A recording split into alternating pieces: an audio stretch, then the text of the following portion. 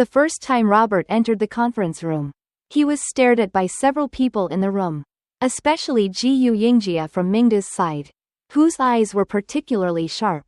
Robert knew him, and he also knew Wang Cheng, who standing beside Yingjie. He had seen him at the press conference. Robert's scalp was numb. He said she had gone out, as instructed by Qin Yufei. The secretary didn't notice until she went to knock on the door. "It's okay," Xu Wenjing greeted, and Robert sat down, and he noticed that Lord Chu was frowning and not happy. Don't know if he was angry at the secretary for being too stupid, or angry at Qin Yufei for not being there to make him lose face in front of the guests. The meeting continued. Robert listened and knew what was going on. It turned out that Mingda had collected some products that sold well in the market, compared the production and processing and raw materials, and came to Xu Wenjing to discuss the improvement of raw materials and products. And the sales performance of those star products was not only based on the products themselves but also had a great relationship with marketing. Xu Wenjing is a very motivated person. Mingda is so active, he is very happy. And the other party provided very good advice and ideas and suggested that it is better to meet with the sales and marketing side. Xu Wenjing immediately take the lead. With their cadres and Yingjie, they came downstairs, and Chu Zhengqing side together to discuss the discussion. Robert reported the situation to Qin Yufei online. Qin Yufei angry, see. It is Yingjie deliberate screw up it. The partner manufacturer can just supply the goods according to the demand, but he also interferes with their product manufacturing and marketing matters. Why so active? He must have come to catch her. Qin Yufei looked at the office door. Already locked properly. She is not here. Simply not here. It is useless for him to kill the door. Qin Yufei told Robert to guard his mouth and reminded him not to let the people next to him see what his computer was writing and who he was talking to. Robert felt a great deal of pressure. This is not a meeting. This is a spy lurking in the enemy camp. Which conference room are you in?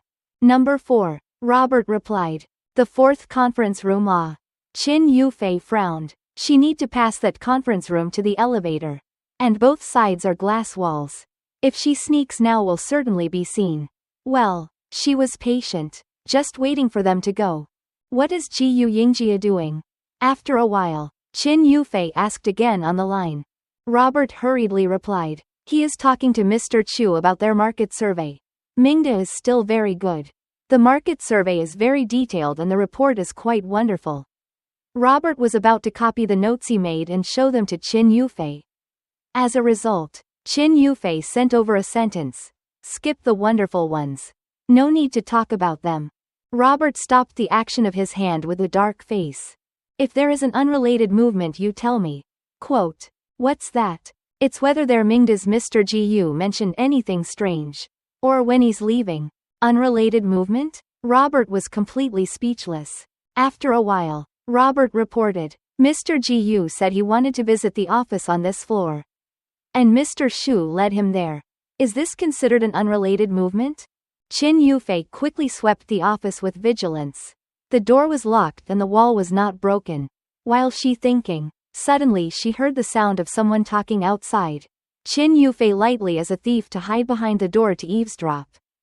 She heard Yingjie's voice. This is Yufei's office.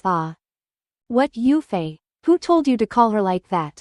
Qin Yufei was so angry that she gritted her teeth. This person must be deliberate. Really too dark and cunning. So say that men are full of bad water. Yingjie is no better. Yes. It's a pity she's not here today. That was Xu Wenjing's voice. It's okay. There's always a chance to meet. Yingjie's words were a little blurred. It should be they walked away from her door. Although she knew that Yingjie did not know that she was behind the door. Qin Yufei just felt that he was deliberately saying it to her. For a while, it was impossible to describe how she felt, and couldn't say what she wanted to do. Qin Yufei felt very annoyed. She has some regrets. She should not have avoided them at the beginning. She is brain dead. Now want to go out but cannot get out. That will be more humiliating. Looked like she was afraid of him. Very passive. After a while, she heard the sound of the computer communication software ringing. She went back to the computer and looked at it. It was Robert on the line saying, Boss. Mr. Chu said there is nothing more. So we can go back first. I'm going back then. Where are Mingda's people? Qin Yufei asked. I think the meeting has adjourned. Right? They are still there. Mr. Jiyu said he still wants to ask some questions. A few of them are going to stay and continue to talk. I'll go back first and talk when I get back.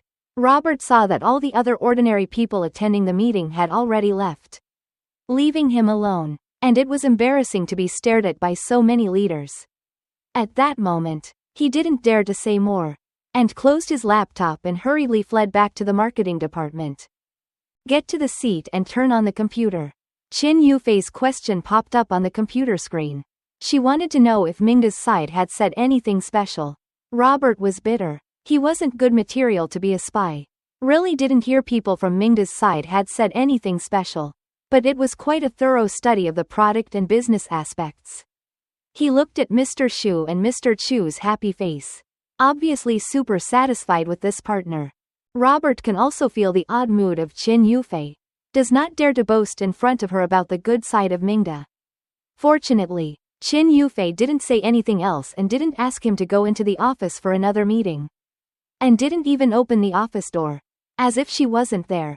But after a while, Robert's computer popped up a dialogue.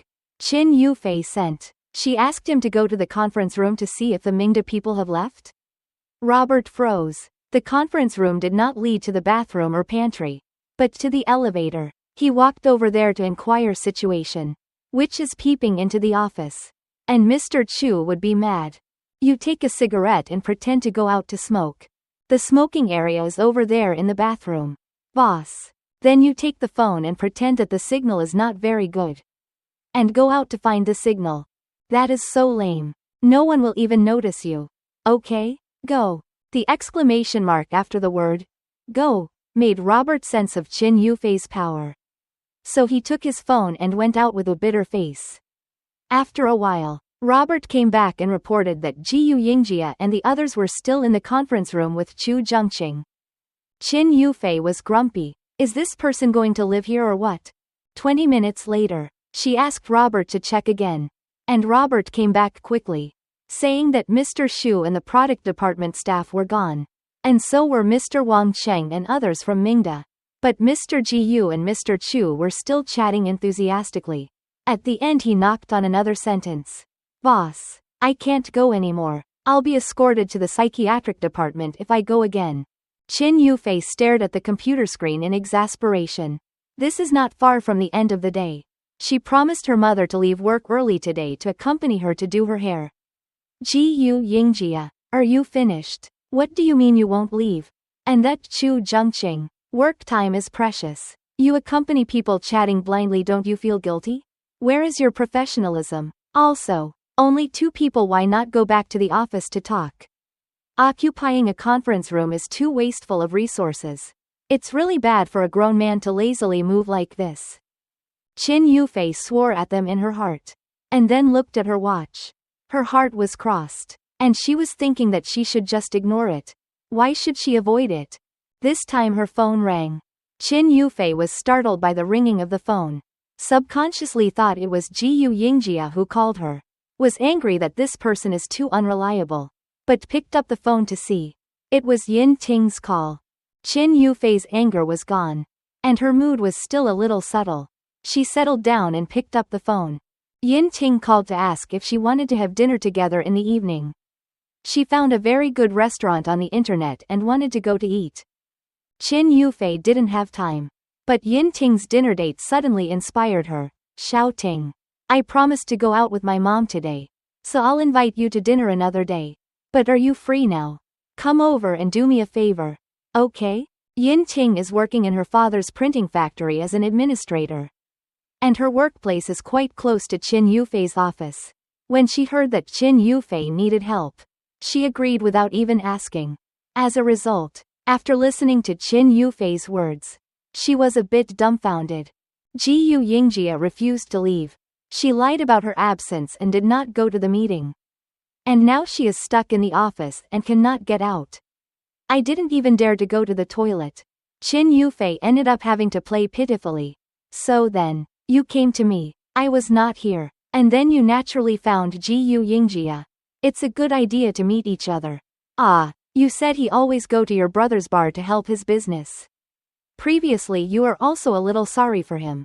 So invite him to go to dinner together. Ah, yes. Add a sentence. It happens to be time to leave work. After abducting him out, if you're willing to eat with him is okay. If not, then you'll find an excuse to retreat. Anyway, just take him out and don't block my way from leaving work. Yingjie wanted to cry. It was such a difficult task. Yingjie may not be willing to come with me. What if I invite him to dinner and he doesn't want to go? No, he won't make you look bad in front of others. He is the most gentlemanly person. Qin Yufei still remembers when her birthday party. She asked Yingjie to ask Yingjie to dance. Although Yingjie was very reluctant. In front of everyone he still did it. The thought of this Qin Yufei's heart hates until her teeth itch.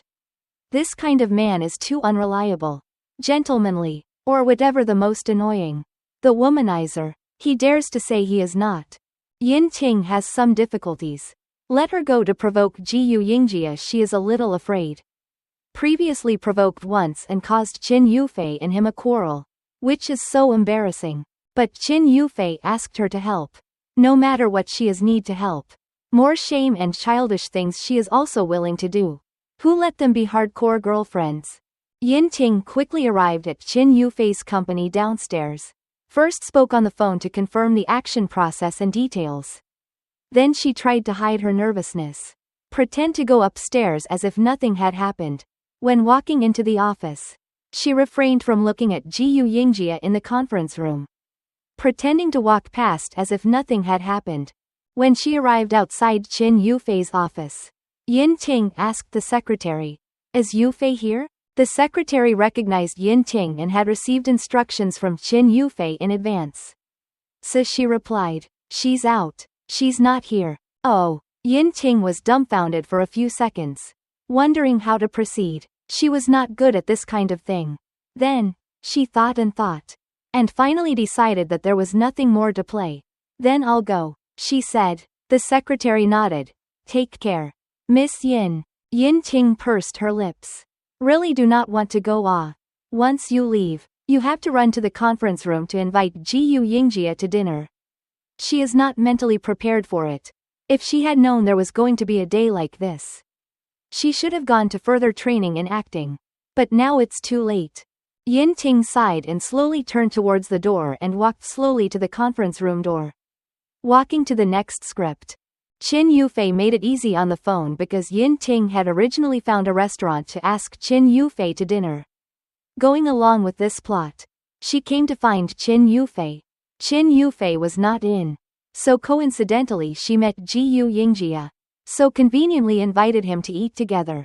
This sounds reasonable and flawless. But Yingjie felt so difficult. She finally walked to the door of the conference room and couldn't help but sigh again before she had a chance encounter with Yingjie. Then she pretended to turn her head inadvertently but found two young men in the conference room staring at her. Yingjie was startled and had enough of a surprised look on her face without having to pretend at all. The openings seemed good, but she got stuck on her lines. Well, she was flustered. What a coincidence. Yingjie relieved her. "Are you here to see Yufei?" Yeah. Yingjie was busy nodding her head. "She's not here." Yeah. Yingjie continued to nod her head. If only handsome Yu could continue to say, "It's almost dinner time. Why don't we go out for dinner together?" But Yingjie didn't follow up. He looked at Yingjie and didn't say anything. While Yingjie continued to get stuck on her lines. "Who is this?" Chu Zhengqing asked. Yingjie's spirits lifted. Great. There was something to say. "Hello. I'm Yingjie, a friend of Yufei." "Hello." Chu Zhengqing nodded. "Why are you looking for Qin Yufei? It can't be some business friend who has a business problem and needs to find someone. Right?" Yingjie's heart was happy. This one was better than Yingjie to talk to. "I haven't asked for your name." Chu Zhengqing. "Ah, so it's Mr. Chu." Yingjie had heard Qin Yufei talk about this workplace elite. And she was impressed by his name. "Please be serious," she said to Qin Yufei at that time. His name must mean this. So this is what "please be serious" looks like. Not bad. Chu Zhengqing nodded his head. Hello. What do you want from Qin Yufei? This is a good start. Yin Ting is very happy and hurriedly seized the opportunity. I heard about you from Yufei. I did not expect to meet today. Acquaintance is fate. Mr. Chu, I saw a particularly good restaurant on the internet and came to see Yufei for a meal. But she wasn't in. It's such a coincidence that I ran into Mr. Chu. Why don't we go together? She smoothly finished her words of invitation, feeling courageous and applauding herself in her heart. The only people in this meeting room are Chu Zhengqing and Yingjie. So it would be impossible for Yingjie to stay if Chu Zhengqing were leaving.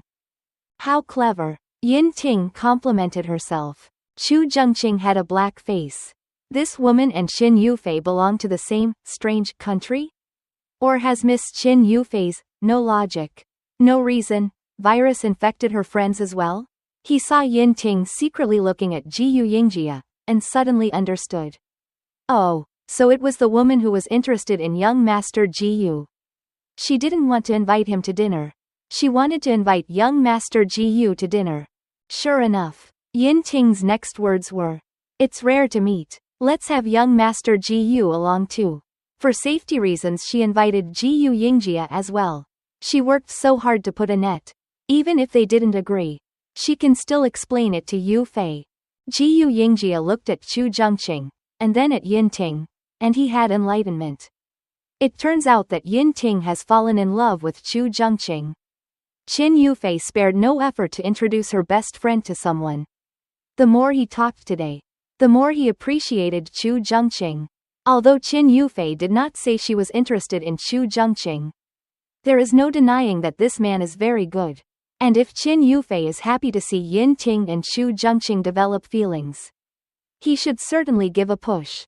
Sure, Yingjie agreed, and then said to Chu Zhengqing, "Let's go together. My treat." Yin Ting was moved to tears. Young Master Yu agreed. Sure enough, he's a super nice guy. A gentleman. A prince. It's so wise of her to have liked him once. Yufei, such a difficult thing she did. Praise her quickly. Chu Zhengqing originally could not agree to Yin Ting's invitation. They did not know each other. But now it was Yingjie who invited him. And he had no reason to refuse. At that moment, he went back to his office to clean up and finish his work. Then came out and went out with Yingjie. The two continued to talk about business matters in the elevator, while Yin Ting stood beside them without speaking, busy sending text messages with her head down. Young Master Yu and Mr. Chu are out. Mission accomplished. A smiley face was attached to it. Surely you can be entrusted with a big task. I'll treat you to a big feast later. Qin Yufei's reply was quick. Yin Ting was very happy, put away the phone, and looked up. The two men had already left the elevator and were heading for the parking space.